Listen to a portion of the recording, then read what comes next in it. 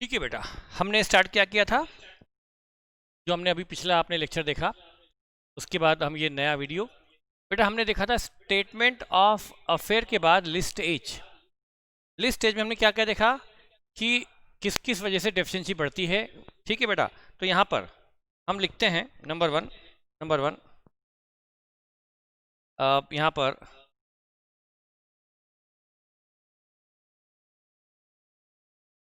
Profit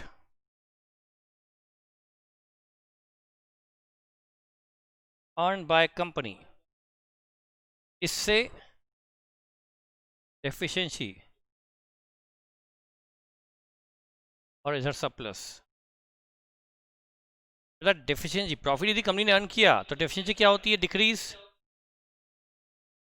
profit यदि company earn करेगी तो डेफिशिएंसी क्या होगी, डिक्रीज। डेफिशिएंसी क्या होगी, डिक्रीज। और सरप्लस क्या होगा, इंक्रीज।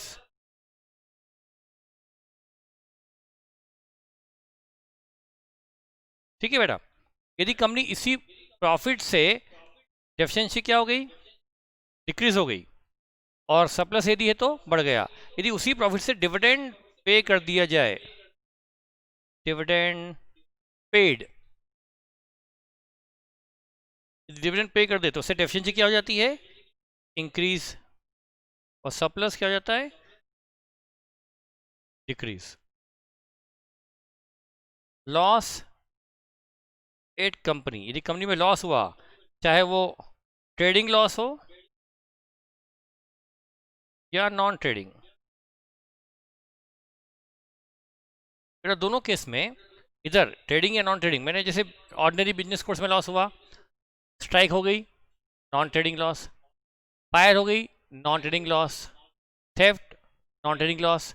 एनी अदर रीजन जैसे होता है ना, तो ये सब है नॉन ट्रेडिंग लॉसेस। कंपनी कभी सट्टा खेल लेती है, स्पेकुलेशन। स्पेकुलेशन ये बिजनेस का हिस्सा नहीं होता, पर कंपनी में यदि स्पेकुलेशन एक्टिविटी से लॉस हुआ तो वो क्या हो गया, नॉन ट्रेडिंग लॉस। हाँ बेटा, लोग खोलते हैं ना क्रिकेट का सट्टा, शायद आपने नहीं सुना होगा, मैंने भी सुना ही है। ऐसे स्पेकुलेशन बिजनेस में भी होता है। तो यदि स्पेकुलेशन मतलब बगैर डिलीवरी की सौदे करना, वो बिजनेस का काम नहीं है, पर यदि कंपनी ने किया है तो वो है नॉन ट्रेडिंग लॉस, है ना बेटा। तो लॉस एट कंपनी चाहे ट्रेडिंग हो नॉन ट्रेडिंग, यदि लॉस है तो डेफिशिएंसी क्या होती है, इंक्रीज। और सरप्लस क्या होता है, डिक्रीज, है ना बेटा। इसके बाद हमने पढ़ा, ये तो हमने रिगार्ड प्रॉफिट लॉस और डिविडेंड पढ़ा। रियलाइजेशन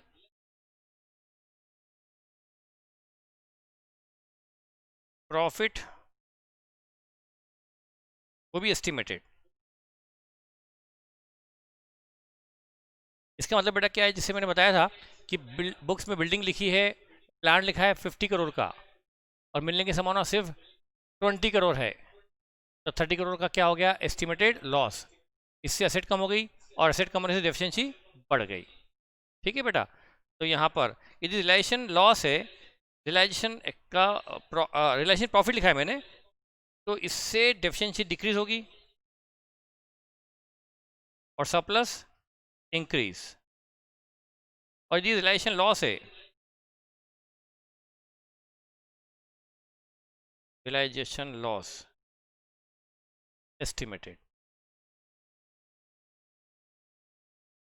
ये इससे डेफिशिएंसी इंक्रीज होगी और सरप्लस डिक्रीज, है ना बेटा। इसके बाद conversion of contingent liability into actual, है ना बेटा। इसको हम बोलते हैं अनरिकॉर्डेड लायबिलिटी, अनरिकॉर्डेड लायबिलिटी। बेटा इससे डेफिशिएंसी इंक्रीज होती है और सरप्लस ये है वो डिक्रीज होता है। ये बेटा हमने रीजन लिख दिए एक बार, जो हमने समझे थे। अब अब हम आते हैं फॉर्मेट जो लिस्ट एज का है। बेटा लिस्ट एज का फॉर्मेट पहले लिखना पड़ेगा, फिर उसको समझना पड़ेगा। तो हम अब लिखते हैं format of list H. List H यानी deficiency account. List H any deficiency account, है ना बेटा। इसमें ये लिस्ट एच बेटा दो पार्ट में बनती है। फर्स्ट पार्ट आइटम्स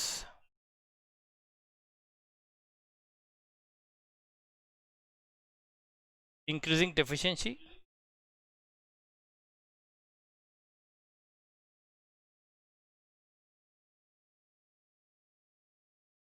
और रिड्यूसिंग सरप्लस।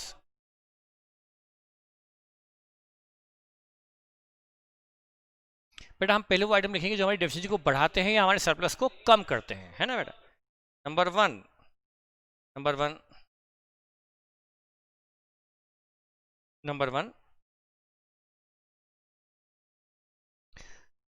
बेटा हमने जो पढ़ा है बस वही चीज़ें आएंगी, लेकिन उसका तरीका यहाँ अलग होगा, चीज़ें वही होगी लेकिन यहाँ पर लिखा हुआ अलग ढंग से होगा। तो देखिए आपको अभी जब ये फॉर्मेट बनाएंगे ना लगेगा सर ये तो क्या आपने नई चीज़ बता दी। बेटा जो पढ़ा है बस वही है सब कुछ, लिखने का तरीका यहाँ अलग है। नंबर वन सबसे पहले यहाँ आता है excess of capital and liability over assets. आप कहेंगे सर आपने जो समझाया वहाँ तो कभी आया ही नहीं। बेटा सब आया हुआ है। Excess of capital and liability over asset ये क्या है मैं बताऊंगा आपको। बेटा यदि मैं इसकी बात अभी से अभी कर लूँ, रफ में आपको बता रहा हूँ, जैसे कि देखो आप, ये है बेटा कैपिटल, ये है लायबिलिटी, है asset. Capital 10 lakh, liability 15 lakh, ये हुआ 25 लाख। और बेटा इधर 20 है, इधर ये है 5। Excess of capital and liability over asset. बेटा कैपिटल और लायबिलिटी कितनी ज़्यादा है असेट से? Capital 10 lakh, liability 15 lakh, 25 lakh. इस असेट से कितना ज़्यादा है? 5 लाख। यही तो वो है। और बेटा हम पढ़ चुके हैं कि कंपनी के जो लॉसेस हैं, एक्यूमुलेटेड लॉसेस, वो डेफिशिएंसी बढ़ाते हैं।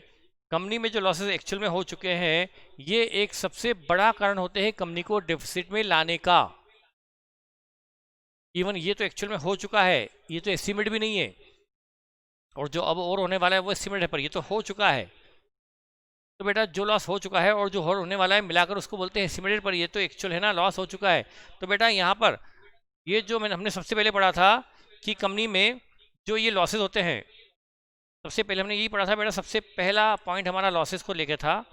ये 9 लाख का लॉस हमने कहा था ये डेफिसिट बढ़ाता है। तो बेटा ये है क्या, देखो आप, 27 लाख क्या है कैपिटल एंड लायबिलिटी का टोटल, और असेट का टोटल कितना है बेटा 18 लाख। तो 27 माइनस 18, 27 ये है कैपिटल लायबिलिटी, ये कितनी ज़्यादा है असेट से बेटा? वो 9 लाख। तो एक्चुअल में लिखने का तरीका अलग है पर है वही। तो इसका मतलब क्या हुआ बेटा, ये जो बोलते हैं excess of capital and liability over asset, इसका मतलब है एक्यूमुलेटेड लॉसेस। इसका मतलब होता ही लॉसेस है, इसका मतलब ये है losses at company as per books. Books में जो लॉस है मतलब एक्चुअल है, ये लॉस है at company as per books. Books में जो लॉस है मतलब एक्चुअल लॉस है। बेटा जो एस्टिमेट लॉस होता है वो बुक्स में नहीं होता, वो तो अभी होने वाला है, लेकिन जो लॉस हो चुका है वो तो बुक्स में है ना। तो बेटा ये वो लॉस है जो कंपनी में हो चुके हैं, जो कंपनी की बुक्स में है। तो बेटा अभी जैसे हमने देखा था कैपिटल थी 10 लाख, लायबिलिटी थी 15 लाख, कैपिटल लायबिलिटी मिलाकर हुआ 25 लाख, और असेट थी 20 लाख। तो एक्सेस ये है कैपिटल एंड लायबिलिटी और ये है असेट। बेटा ऐसा कब होगा, जब कैपिटल लायबिलिटी असेट से ज़्यादा होगी, मतलब यहाँ कुछ छूट गया, यहाँ क्या होगा 5 लाख का P&L। तो असेट साइड में जो 5 लाख है यही है excess of capital and liability over asset. इसका मतलब होता है कंपनी के लॉसेस। तो मैंने लिख दिया लॉसेस एट कंपनी, और वो लॉसेस जो बैलेंस शीट में है वो लॉसेस जो बुक्स में है। तो उसी जो हमने सबसे पहले पढ़ा, सबसे पहला रीज़न कि कंपनी में जो लॉसेस हैं वो डेफिसिट बढ़ाने का पहला कारण है, उसको इन्होंने लिखा है किस नाम से, excess of capital and liability over asset. फिर बेटा हमने पढ़ा था डिविडेंड देना, तो डिविडेंड पे करने से डेफिसिट बढ़ती है, तो डिविडेंड पेड चाहे वो इक्विटी हो चाहे वो प्रेफरेंस हो। डिविडेंड देने से डिफिजिट बढ़ती है, ये हमने पढ़ लिया था, ठीक है बेटा। तीसरा, ट्रेडिंग लॉसेस। चौथा, नॉन ट्रेडिंग लॉसेस।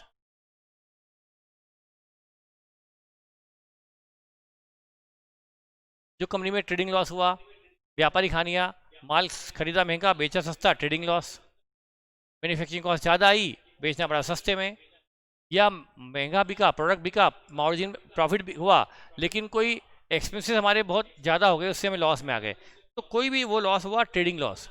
लेकिन फायर से, स्ट्राइक से, स्पेकुलेशन, ये सब हुए नॉन ट्रेडिंग लॉसेस। तो लॉसेस ट्रेडिंग हो या नॉन ट्रेडिंग, इससे डेफिसिट बढ़ती है। एक कन्फ्यूजन आ गया सर, मुझे कन्फ्यूजन आ गया, मैं किससे पूछूं? आपको भी आया? बेटा मैंने एक तरफ तो लिखा है लॉसेस डेफिसिट बढ़ाने वाले कारण ऊपर लिख दिया, फिर यहाँ फिर से लॉसेस, फिर बेटा ये लॉस, ये लॉस, ये लॉस, बार बार मैं लॉस क्यों लिख रहा हूँ? जब ऊपर लॉस आ चुका है तो फिर नीचे लॉस क्यों आ रहा है? तो बेटा एक्चुअल में क्या है, लॉसेस से डेफिसिट बढ़ती है ये तो आप जानते हैं, और नहीं तो आप मेरा पहला पॉइंट देखिएगा कि किस तरह से लॉसेस से डेफिसिट बढ़ती है। बेटा उसी लॉस को मैंने यहाँ पर 3 जगह लिखा है, ये भी लॉसेस, पॉइंट नंबर 1 में लॉस, पॉइंट नंबर 3 में लॉस, पॉइंट नंबर 4 में लॉस। लॉसेस की बरसात, लॉसेस ही लॉसेस। बेटा एक्चुअल में क्या है, ये लॉसेस जो होते हैं ना ट्रेडिंग नॉन ट्रेडिंग जो नीचे दिखाए हैं, ये है लॉसेस अभी अभी के, रिसेंट लॉसेस, ताज़ा ताज़ा, पिछले 3 साल, 2 साल, 1 साल, 4 साल में जो अभी अभी हुए हैं, वो लॉस यहाँ आते हैं, और उसके पुराने लॉसेस, वो लॉसेस यहाँ आते हैं। मान लीजिए कंपनी को का इतिहास है 12 ईयर का, 12 साल का, तो उसमें से क्वेश्चन की इन्फॉर्मेशन में डिपेंड करेगा। कंपनी ने 3 साल के लॉस अलग दिए हुए हैं कि ये कंपनी के रिसेंट ईयर में, लेटेस्ट ईयर में अभी कंपनी को 3 साल के लॉस कितने हुए, बेटा वो लॉस यहाँ लिख देंगे, और 3 साल के पहले जो 9 साल हुए उनमें जो लॉस हुए वो सब ऊपर लिख देंगे। मतलब ये ओल्ड एक्यूमुलेटेड लॉसेस हैं, और ये ताज़ा ताज़ा रिसेंट ईयर के लॉसेस हैं। बेटा रिसेंट ईयर के लॉसेस का मेजर रोल रहा होगा कंपनी को लिक्विडेशन में लाने का, मतलब करंट डी के लॉसेस ने ज़्यादा बड़ा रोल प्ले किया होगा कंपनी को इस हालत में पहुंचाने का कि कंपनी बंद होने की कगार पर है, बंद हो चुकी है, लिक्विडेशन में है। मैनेजमेंट बदलता है, डायरेक्टर बदलते हैं, पता पड़ना चाहिए कि कंपनी में रिसेंट में डायरेक्टर जो थे अभी अभी इन 2-3 सालों में कितने लॉस हुए, वो अलग दिखाया जाए, और पुराने लॉस अलग। तो बेटा जो बैलेंस शीट में लॉस आते हैं ना, वो होते हैं एक्यूमुलेटेड लॉसेस लिक्विडेशन की डेट तक के। बेटा बैलेंस शीट दी है 31 मार्च 2020 की, 31 मार्च 2020, उसमें जो पीएनएल दिया है वो 2020 तक का लॉस है, उसमें 20, 20, 18, 19, 17, 18, 16, 17, 15, 16, 14, 15, 13, 14, बस बस बस बस बस बहुत हो गया सर, बस बंद करो। मतलब जब से कंपनी बनी तब से लेके अभी तक हो गए 2020 तक के लॉस है बैलेंस शीट में। तो उस 2020 तक में क्या किया जाए, क्वेश्चन में इंफॉर्मेशन दी रहती है, 2-3 साल, 3 साल, 2 साल, 1 साल, 4 साल के जो लॉसेस क्वेश्चन ने दिए हैं रिसेंट रिसेंट रिसेंट, वो यहाँ लिख दिए जाएं, और उसके ओल्ड वाले ऊपर लिख दिया। मतलब कुल लॉस जो बैलेंस शीट में वो मिलाकर 1 और 3 और 4 को मिला के होगा। तो बैलेंस शीट में जो लॉस है उसका कुछ पार्ट 1 में आएगा, कुछ पार्ट 3 और 4 में आएगा। तो इसका मतलब ये क्या हुआ, अब मैं लिख नहीं सकता कि बेटा यहाँ पर जो लॉसेस आते हैं वो रिसेंट ईयर्स, 1 ईयर और 3 और 4 years.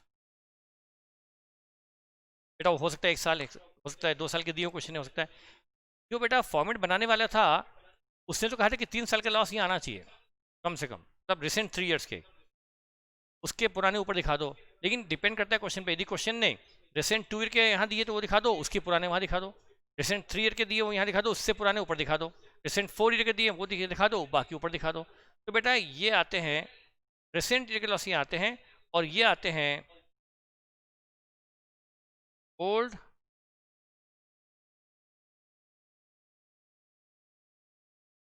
accumulated losses except losses shown in point third fourth. ये हमने लिखा इसके लिए। तो पहले पॉइंट में वो लॉसेस आते हैं जो थर्ड और फोर्थ में नहीं आ रहे। जो थर्ड फोर्थ में आ रहे हैं वो फर्स्ट में नहीं आएंगे। तो फर्स्ट में आते हैं पुराने लॉसेस, थर्ड फोर्थ में आते हैं ताज़ा ताज़ा नए नए रिसेंट ईयर लॉसेस। हाँ, लेकिन जो रिसेंट ईयर के लॉसेस को दो पार्ट में दिखाते हैं, ट्रेडिंग और नॉन। लेकिन जो पुराने लॉस दिखाए पॉइंट वन में, उसको हमें ट्रेडिंग नॉन ट्रेडिंग में करने की जरूरत नहीं होती। वो मिला के है, ट्रेडिंग नॉन ट्रेडिंग मिला के है। ठीक है बेटा, तो मैं इसको एग्जाम्पल लेके समझाऊंगा। शायद कुछ समझ में आया हो, पर मुझे पता है घन चक्कर तो हुआ होगा। सर एग्जाम्पल लेके समझाओ। बेटा एग्जाम्पल तो मैं समझाऊंगा।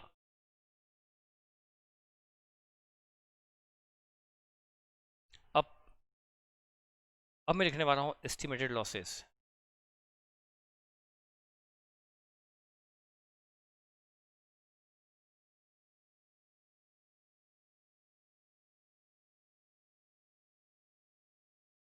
Estimated realisation losses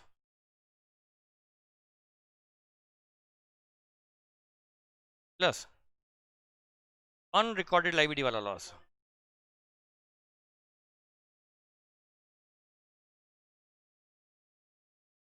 that is conversion of contingent liability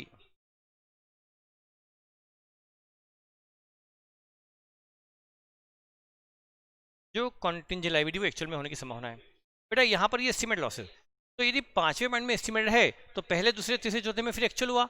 हाँ बेटा, ये जो 5 रीजन लिखे हैं उसमें 4 पहले रीजन वो जो लॉसेस हो चुके हैं जिसकी वजह से डेफिसिट आ चुकी है, और 5वां रीजन वो जिससे डेफिसिट आ सकती है। डिविडेंड दे चुके हैं, डेफिसिट डिविडेंड देने से एसेट कम हो चुकी है, ये कोई एस्टिमेट नहीं है। पर बेटा जो हो चुका है और जो होने वाला है वो मिलाकर ही तो एस्टिमेट कहेंगे।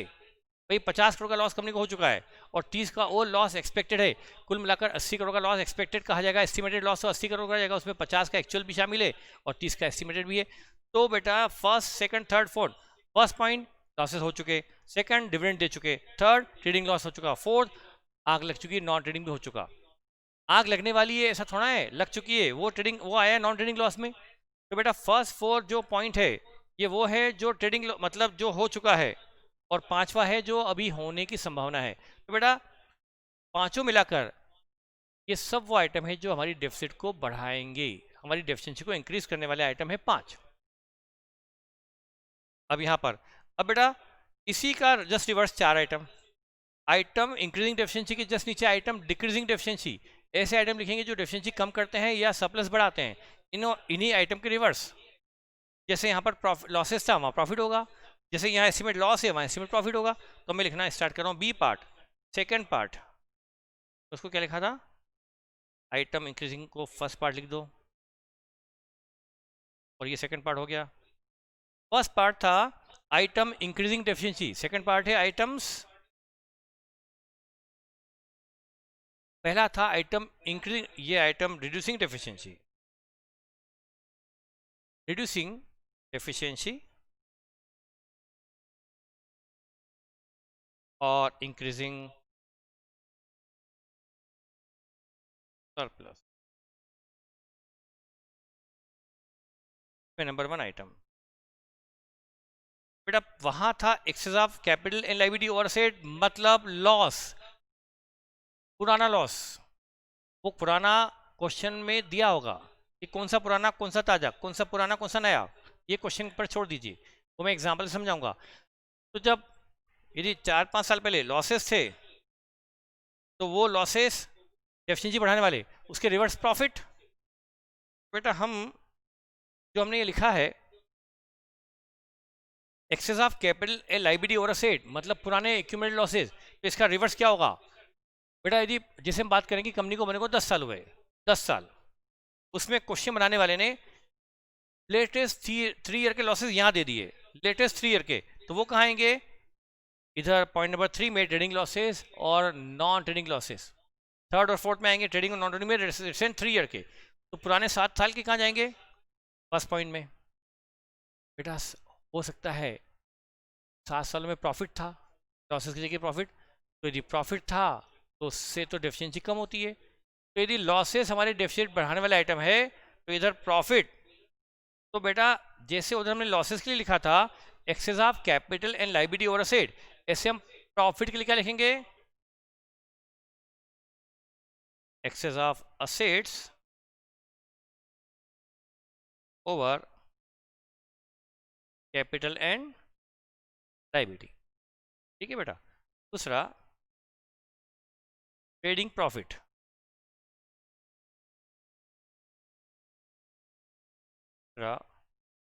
नॉन ट्रेडिंग प्रॉफिट, जो था एस्टिमेटेड प्रॉफिट,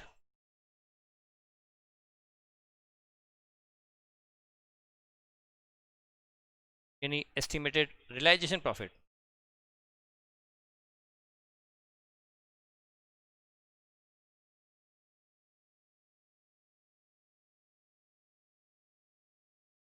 और प्लस कैंसिलेशन ऑफ और रिडक्शन इन रिकॉर्डेड लायबिलिटी। ये पॉइंट वैसे कभी किसी क्वेश्चन में आया नहीं, फिर भी जैसे कि बेटा ऊपर लिखा था एस्टिमेटेड, जो ऊपर लिखा था एस्टिमेटेड लॉसेस कि हमारी प्लांट लिखी है बुक्स में 50 करोड़ पर और उससे मिलने की पॉसिबिलिटी 20 करोड़ की है, तो 30 करोड़ का एस्टिमेटेड लॉस है जो हुआ नहीं है, हो सकता है। और वो यदि असेट कम पे भी की तो 30 करोड़ का लॉस होगा, उससे डेफिसिट बढ़ेगी, तो ऐसा एस्टिमेट प्रॉफिट भी हो सकता है। बिल्डिंग बुक्स में लिखी है 7 करोड़ और उससे मिलने की पॉसिबिलिटी है 9 करोड़। 7 करोड़ की बिल्डिंग पर यदि 9 करोड़ बिकने की संभावना है तो 2 करोड़ का क्या हो गया एस्टिमेटेड प्रॉफिट। और यदि असेट बढ़ेगी 7 करोड़ की बिल्डिंग 9 करोड़ बिक सकती है तो इससे असेट बढ़ेगी, उससे डेफिसिट कम होगी, तो ये डेफिसिट कम करने वाला आइटम आ जाएगा। और चूंकि बिल्डिंग बिकी नहीं भी बिक सकती है तो ये हो गया एस्टिमेटेड प्रॉफिट। इसलिए मैंने लिखा है एग्जांपल में एस्टिमेटेड रियलाइजेशन प्रॉफिट। या फिर एक रिकॉर्डेड लायबिलिटी है, बुक्स में लिखी है एक वर्कर का कॉम्पनसेशन जो कंपनी ने अपनी लायबिलिटी मान लिया था 3 लाख का, कंपनी ने लायबिलिटी मान लिया था, तो कंपनी ने उसको अपना लॉस भी मान लिया और उसका इफेक्ट पीएल में दे दिया। अब वो लायबिलिटी जो रिकॉर्डेड है 3 लाख में लिखी थी पर वो 2.5 में सेटल हो गई अभी अभी, तो बेटा हमने 3 करोड़ का लॉस बुक्स में प्रोवाइड कर लिया था पर वो लायबिलिटी 2.5 में सेटल होगी, होने की संभावना है, तो 50,000 हमारा बच जाएगा, वो हमारा एस्टिमेट प्रॉफिट हो गया। ये भी मैं आपको एग्जाम्पल लेके समझा दूंगा। तो बेटा ये 5 पॉइंट है इस स्टेज के डेफिशिएंसी बढ़ाने वाले और 4 पॉइंट है डेफिशिएंसी कम करने वाले। सर ये आपने लिखा तो दिया पर अभी जो आपने सब बेसिक बताए और ये लिखाया सर इसमें सब इसमें हो गया, आपने क्या समझाया सर, क्या लिखवाया सर, ऐसा मत करो सर, अब फिर से बताओ। बेटा अब मैं आपको क्या करूँगा, वही फंडामेंटल जो मैंने बताया उसको यूज़ करूँगा हमारे इस फॉर्मेट में और आपको डे बाय डे मतलब इसको धीरे धीरे आपको समझ में आने लगेगा कि लिस्ट स्टेज कैसे बनेगी। ठीक है बेटा, तो मैंने कहा लिस्ट स्टेज थोड़ी सी टेक्निकल तो है, इसमें एक्यूरेसी बहुत रिक्वायर्ड है। ठीक है, तो वो जो डेफिशिएंसी आपने निकाली है स्टेटमेंट ऑफ अफेयर में वो इससे मैच करेगी। ये आइटम वो जो डेफिशिएंसी बढ़ाने वाले, ये वो जो डेफिशिएंसी कम करने वाले, तो यहाँ निकलने वाली डेफिशिएंसी स्टेटमेंट ऑफ अफेयर से मैच करेगी। तो हम यहाँ क्या लिखेंगे बेटा, ये आइटम डेफिशिएंसी बढ़ाने वाली कम करने वाली, ये आ जाएगा नेट।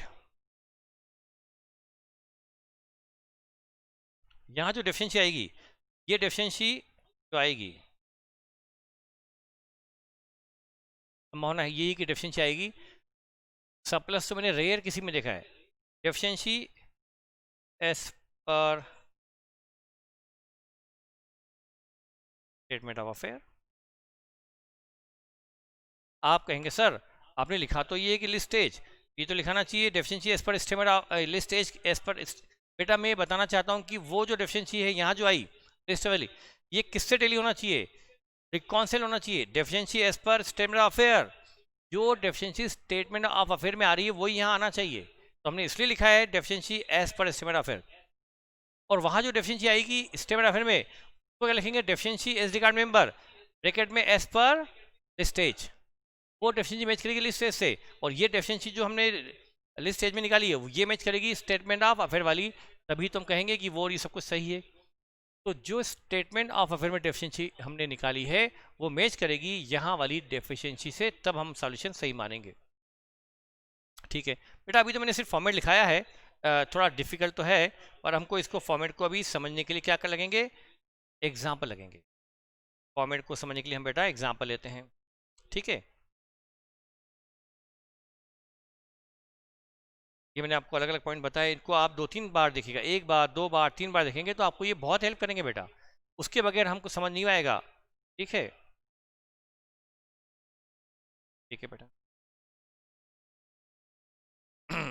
1 मिनट के लिए बेटा, 1 मिनट, बहुत इंपॉर्टेंट।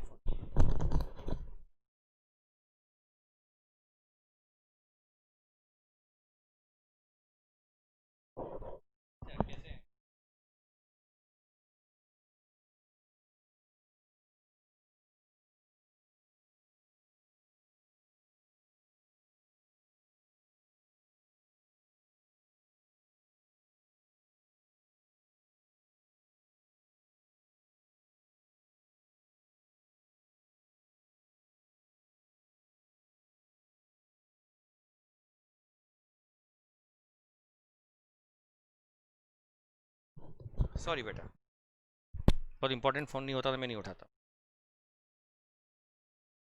आप भी कहेंगे सर क्या, पॉज कर लेते। ठीक है ना बेटा, चलो शुरू करते हैं एग्जाम्पल। ठीक है बेटा,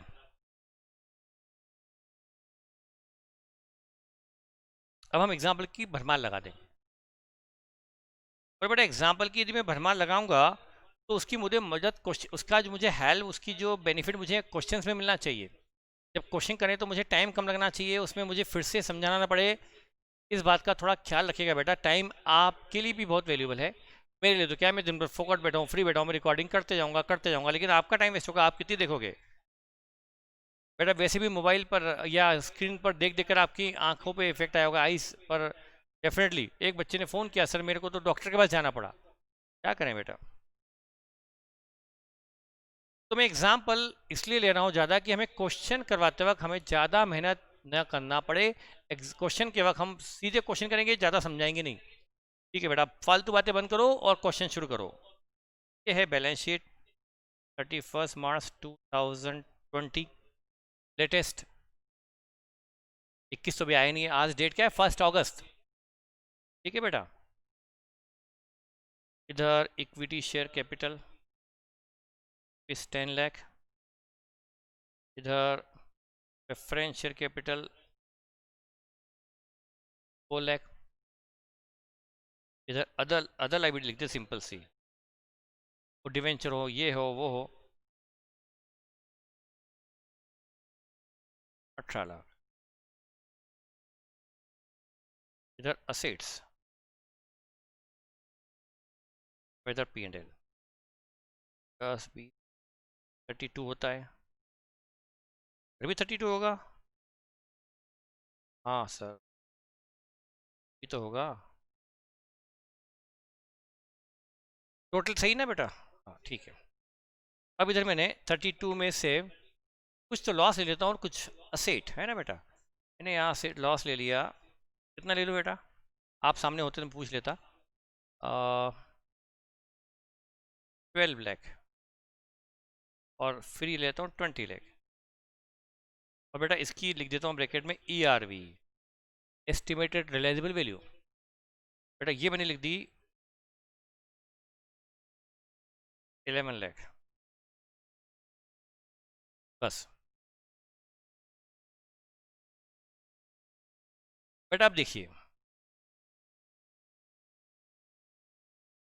असेट से मिलाकर कितना, अब मैं आपको बताऊं, ऐसे अपन निकालेंगे डेफिशिएंसी। अब तो हम सर स्टेटमेंट आप फिर भी माइंड में बना सकते हैं, और लिस्ट एज भी आप दिमाग में बन जाएगा सर, आप तो बस आप बोलो। बेटा देखो, लिस्ट ए और बी में मिलाकर असेट आने वाली है 11 लाख, 11 लाख की असेट आने वाली है। अब बेटा 11 लाख की असेट के अगेंस्ट हम जब स्टेटमेंट फिर बनाएंगे तो असेट लिखेंगे 11 लाख, और लाइबिलिटी बेटा 18 लाख की है, और 18 लाख तो हमें देना है आउटसाइडर को, और 14 लाख देना है शेयर होल्डर को, पर हम 32 में से 11 ही दे पाएंगे। तो बेटा कितना कम पड़ गया सर? कैलकुलेटर निकाल लीजिए आप। ये बेटा कैलकुलेटर आ गया। 32 हमें देना है, 18 तो क्रेडिटर्स को और 14 शेयर होल्डर्स को, 32 देना है, और देने के लिए 11 लाख अवेलेबल है। बेटा 21 लाख कम पड़ रहा है। ये तो हमने ऐसे निकाल लिया ना, हाँ सर 21 निकल गया, 21 लाख। अब बेटा 21 लाख का जो डेफिसिट आ रही है उसमें रीजन देखो बेटा, 21 लाख जो कम पड़ रहा है उसमें 12 लाख का तो लॉस जो दिख रहा है वो है, जो लॉस हो चुका है, इससे एसेट कम हो चुकी, तो 12 लाख का तो ये है एक्यूमुलेटेड लॉस। और जो असेट 20 में लिखी है और उसमें मिलेगा 11, 9 लाख का ही लॉस हो गया, तो 12 प्लस 9 ये हो गया 21। तो इतना आसान है? हाँ बेटा इतना आसान है, समझ लो। तो बेटा 12 लाख का लॉस हो चुका है और 9 का अभी एक्सपेक्टेड है, असेट 20 की है, उस पर मिलेगा 11, 9 उस पर एस्टिमेटेड लॉस है, 9 लॉस होने की संभावना है, 12 हो चुका है, दोनों मिलाकर 21 का लॉस हो गया। और इधर हमें कम भी कितना पड़ रहा है, वही 21। तो बोले सर समझ में तो आ गया, पर इसको करके बताओ ना। हाँ बेटा ये लो, मैंने बनाया सॉल्यूशन में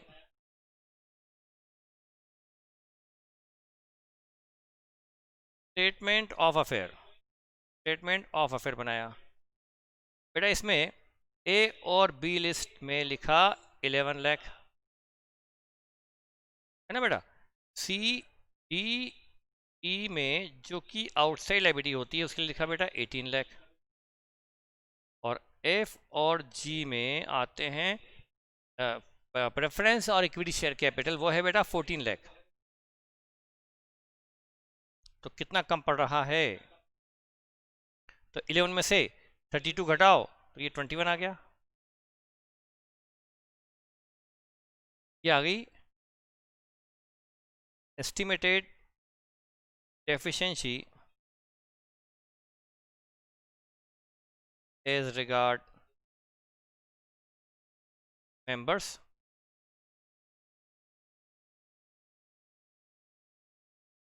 एज पर लिस्ट एच। ये किससे मैच करेगी? लिस्ट एच से मैच करेगी। तो हम बेटा हम क्या करते हैं, अब ये जो हमने निकाली है deficiency, we will match it from list H, हम इसको लिस्ट एज से मैच करेंगे, ठीक है बेटा। तो अब हम क्या बनाएंगे? लिस्ट एज बनाएंगे। तो हमने बनाई लिस्ट एज,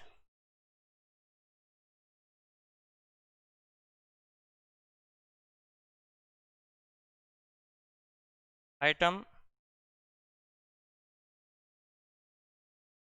इंक्रीजिंग डेफिशिएंसी। बेटा अब इसमें लिखने में टाइम बहुत लगता है, वो आइटम जो डेफिशिएंसी बढ़ाते हैं, और इधर आता है आइटम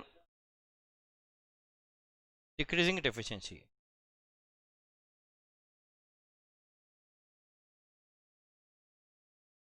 ठीक है बेटा। तो बेटा यहाँ पर आइटम 1 आता है, 2 आता है, 3 आता है, 4 आता है और 5 आता है। यहाँ 1 2 3 4 बेटा यहाँ पर आते हैं एक्सेस ऑफ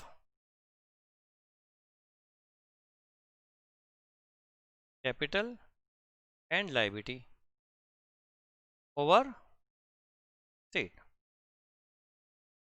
और यहाँ आता है excess of asset over capital and liability. यहाँ आता है डिविडेंड यदि कंपनी ने दिया है तो, यहाँ ट्रेडिंग लॉसेस, यहाँ आते हैं नॉन ट्रेडिंग लॉसेस, और यहाँ आते हैं एस्टिमेटेड लॉसेस जो वे नहीं पर हो सकते हैं। यहाँ आता है ट्रेडिंग प्रॉफिट, यहाँ आता है नॉन ट्रेडिंग प्रॉफिट, जैसे कोई स्पेकुलेशन प्रॉफिट हो गया, सट्टे में कंपनी ने कमा लिया, speculation profit, non trading profit जो कंपनी का बिजनेस नहीं है पर कंपनी ने अर्न कर लिया कहीं से, और इधर एस्टिमेटेड प्रॉफिट।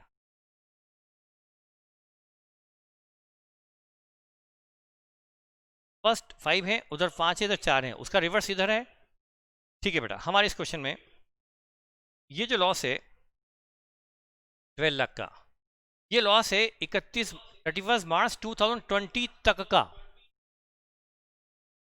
ये है लॉस जो हो चुका है, और इससे डेफिसिट, डेफिनेटली ये डेफिसिट बढ़ाने का एक रीज़न तो है। और 20 के एसेट पर 11 ही मिलेगा, 9 का लॉस ये भी तो है, तो वो भी तो एक लॉस है 9 लाख का। तो बेटा अब 9 लाख का लॉस एस्टिमेटेड है, और बेटा ये 12 का तो हो चुका है, तो एस्टिमेटेड लॉस में तो तय है, एस्टिमेटेड लॉस में तो 9 लाख आने वाला है। कौन सा 9 लाख बेटा? ये वाला 9 लाख। ठीक है सर, ये तो समझ में आ गया। और बेटा इधर एस्टिमेट लॉस तो है, पर कोई एस्टिमेट प्रॉफिट तो है नहीं। ठीक है, अब बेटा इसमें तो ना कोई ट्रेडिंग प्रॉफिट में तो ना ट्रेडिंग प्रॉफिट है ना नॉन ट्रेडिंग प्रॉफिट है।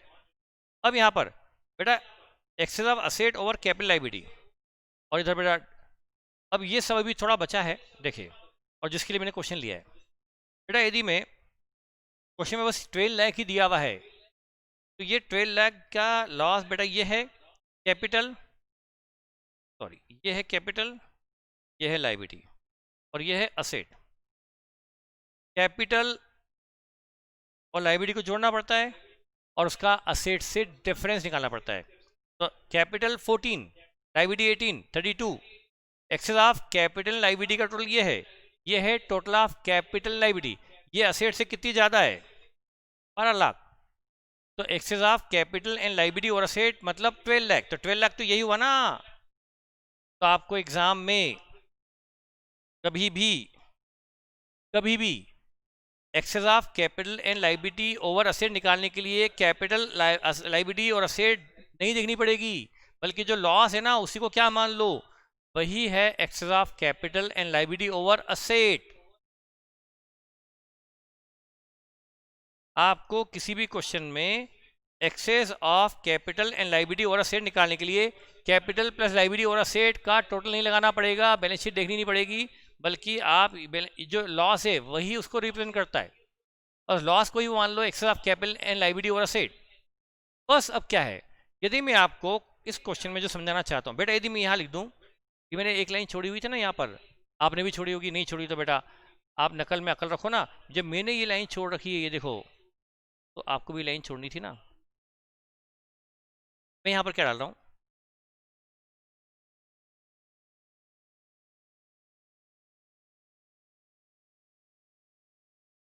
Credit balance in P&L was rupees 350 on 1st April 2017। बस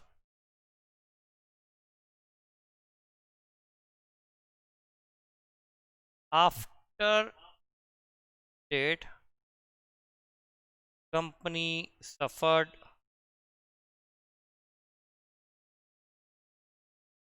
heavy losses। 3 साल पहले कंपनी में 3.5 लाख का प्रॉफिट था, P&L का बैलेंस क्रेडिट था, उसके बाद कंपनी में हेवी लॉस हो गए 17, 18, 18, 19, 19, 20। तो जहां 3 साल पहले 3.5 लाख का P&L में क्रेडिट बैलेंस था, आज 3 साल बाद P&L का डेबिट बैलेंस है ₹12 लाख। समझदार बच्चों को समझ में आ गया होगा कि बताओ इन 3 सालों में कितने लॉस हुए।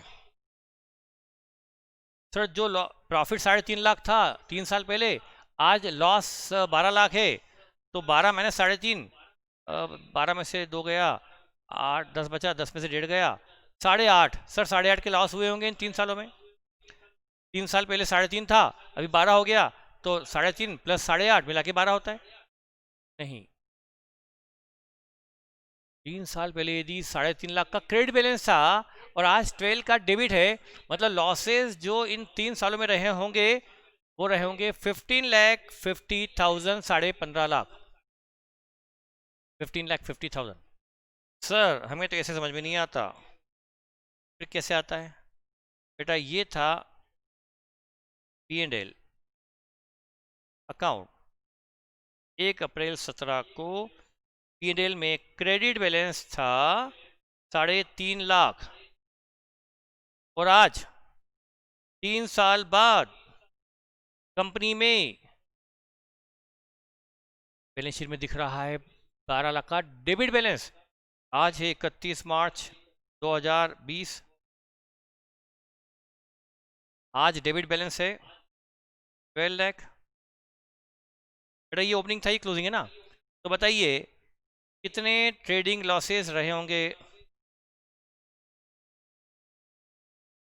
17, 18, 18, 19 और 19, 20 में लॉसेस रहे होंगे 15.5 लाख। 1550 के रहे होंगे ट्रेडिंग लॉसेस, और उसके बाद 350 के ये हमारा प्रॉफिट था 3 साल पहले, और उसके बाद 3 सालों में ये ट्रेडिंग लॉस हुआ, इसलिए हमारा डेबिट बैलेंस 12 लाख आ गया। अब बेटा यदि 350 का प्रॉफिट था तो, और हम ये बेटा प्रॉफिट है 3 साल पहले का, और ये है रिसेंट ईयर के लॉसेस, तो बेटा क्या करते हैं जरा देखिए, बड़ा स्पेशल पॉइंट है ये। और बेटा यदि 3 साल पहले यदि प्रॉफिट था, क्रेडिट बैलेंस था, मतलब हो गया excess of asset over capital liability. Sir आप ये फिर से बताओ एक्सेस ऑफ। बेटा मैं यदि 1 अप्रैल 17 की बैलेंस शीट बनाऊं, यहाँ पर रही होगी equity share capital, preference share capital भी रही होगी, ये 10, और मैं दोनों को मिलाकर लिख दूं, ये 14 लाख रहे होंगे। बेटा यहाँ पर P&L रहा होगा 3.5 लाख, और यहाँ रही होगी लायबिलिटी, और यहाँ रही होगी असेट। बताइए 3 साल पहले 1 अप्रैल 17 को ये है कैपिटल एंड लायबिलिटी, ये कैपिटल, ये है लायबिलिटी, और ये है असेट। ये है कैपिटल, ये है लायबिलिटी, और ये है असेट। इन्हें में निकालना है। बेटा बताइए 3 साल पहले कैपिटल और लायबिलिटी से असेट ज़्यादा थी, या असेट ज़्यादा है कैपिटल लायबिलिटी से? सोचो, 3 साल पहले कंपनी में, और आपको दिख रहा है ये 3.5 लाख का प्रॉफिट था, मतलब P&L का क्रेडिट बैलेंस तो तय है। ये बेटा मैं कुछ भी अमाउंट लिख दूँ 2 मिनट के लिए, आप लायबिलिटी का कुछ भी अमाउंट इमेजिन कर लो, बाय एक्स 6 लाख, 8 लाख, 10 लाख, 15 लाख, 12 लाख। मैं इजी करने के लिए लायबिलिटी यदि मैं लिख दूँ 20 लाख, तो बेटा इधर असेट रहेगी 20 37 लाख 50,000। बताओ क्या ज़्यादा है, क्या ज़्यादा है? बेटा देखिए असेट है 37.5, 37.5, और कैपिटल है, कैपिटल और लायबिलिटी मिलाकर 34, कैपिटल लायबिलिटी मिलाकर 34, तो कितना ज़्यादा आया? 3.5 लाख। ये आ गया excess of asset over capital liability. Asset ज़्यादा है मतलब क्या है? प्रॉफिट ही है, प्रॉफिट को ही हम बोलते हैं excess of asset over capital liability. तो ये P&L का क्रेडिट बैलेंस मतलब प्रॉफिट, मतलब excess of assets over capital liability. तो बेटा यहाँ पर हम क्या करेंगे, 3 साल पहले हमारे पास 3.5 लाख का यहाँ था एक्सेस ऑफ, तो हमने लिख दिया excess of asset over capital liability. ये कब था बेटा? 3 साल पहले 1 अप्रैल 17 को। जब 3 साल पहले एक्सेस ऑफ असेट थी, मतलब एक्सेस ऑफ कैपिटल लायबिलिटी और असेट ये नील थी। जब असेट ज़्यादा है मतलब डेफिनेटली लायबिलिटी और कैपिटल जो है वो कम है, ये नील आ जाएगा। ये 3 साल पहले की बात होगी। इसके बाद डिविडेंड का पॉइंट तो क्वेश्चन ने दिया ही नहीं है, नील कर दो। ट्रेडिंग प्रॉफिट जो 3 साल पहले के थे वो इधर आ गए, ये 3 साल, तो अब यहाँ थोड़ा आएंगे दोबारा। ठीक है बेटा। अब ये आ चुका है 1 अप्रैल 17 तक का प्रॉफिट। बेटा ये है प्रॉफिट अप टू 1 अप्रैल 2000। 1 अप्रैल 17 के पहले क्या हुआ उससे, उसका मतलब नहीं। ये 3.5 लाख का प्रॉफिट कब तक का है? जब से कंपनी बनी तब से लेके 1 अप्रैल 17 तक का। तो 17 के पहले 16, 17, 15, 16, 14, 15, 12, 13 जो भी है सबका इफेक्ट 350 में आ चुका। तो 350 is a accumulated balance of profit till 31 मार्च 17 यानी 1 अप्रैल 17। इसके पहले क्या हुआ वो लेने की जरूरत नहीं क्योंकि सबका इफेक्ट इसमें आ गया, लेकिन इसके बाद में जो ये लॉस हुए ये है हमारे ट्रेडिंग लॉसेस। तो ये आएंगे यहाँ पर, ये आएंगे यहाँ पर 15,50,000, सॉरी ये trading losses 15,50,000। Non trading loss तो दिए हुए नहीं है बेटा। आपने देखा जो हमारा ये 12 लाख का लॉस था ना, इसके हमने दो टुकड़े कर दिए, 350 का प्रॉफिट अलग कर दिया और 1550 का लॉस अलग कर दिया। बेटा उसी का ब्रेकअप हो गया 12 लाख जो लॉस है उसका हमने पुराना और नया अलग अलग कर दिया। पुराना नीचे क्योंकि प्रॉफिट था, नया ऊपर क्योंकि लॉस था। 350 का प्रॉफिट था ओल्ड, 1550 के लॉसेस से रिसेंट, नेट देखो 12 आता है। तो अब देखिए आपकी डेफिसिट में भी कर जाएगी। तो 1550 और 9 लाख डेफिसिट बढ़ाने वाले और 350 डेफिसिट कम करने वाला। तो हम देखते हैं अब क्या हुआ। 1550 का जो लॉस हुआ इन 3 सालों में, इससे डेफिसिट बढ़ी, प्लस 9 लाख का जो एस्टिमेट लॉस है उससे डेफिसिट बढ़ी, माइनस 350 का जो प्रॉफिट पुराना है उससे डेफिसिट कम हुई, ये 21 लाख आ गया। और आना भी था।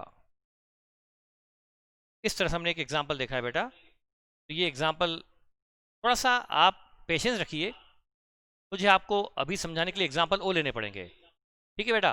तो कल, अब यहाँ तक इतना आपके लिए आज काफ़ी है, इससे ज़्यादा आज समझना आपके लिए दिक्कत वाला काम है बेटा। इसको मैं 100% मानता हूँ कि आपको अभी पूरी अंडरस्टैंडिंग शायद नहीं बनेगी, मैं पहले ही बोलते रहा हूँ।